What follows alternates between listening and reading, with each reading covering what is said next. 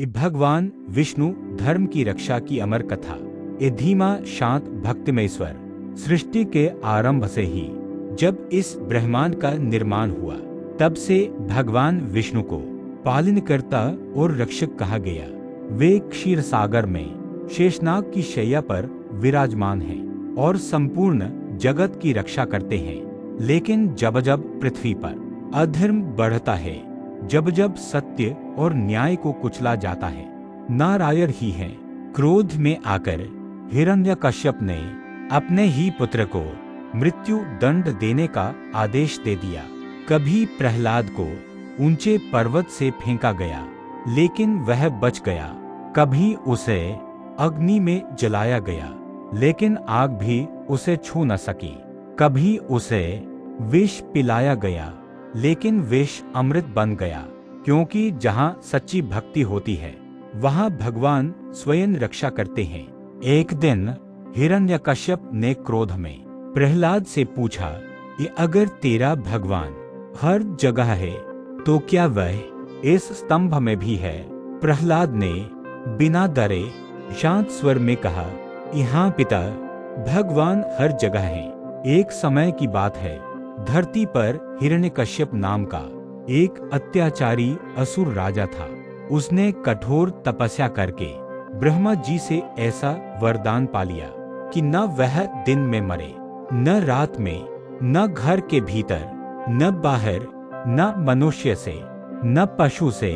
इस वरदान के अहंकार में वह स्वयं को भगवान मानने लगा और सबको आदेश दिया कि केवल उसी की पूजा की जाए। लेकिन उसी महल में एक छोटा सा बालक था, प्रहलाद। प्रहलाद भगवान विष्णु का परम भक्त था। वह हर समय बस एक ही नाम जपता, नारायण नारायण।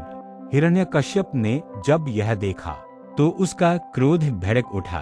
उसने प्रहलाद को समझाया, डराया, धमकाया, लेकिन प्रहलाद अडिग रहा। उसने कहा, ए पिता सच्चे भगवान। तभी महल में भयानक गर्जना हुई।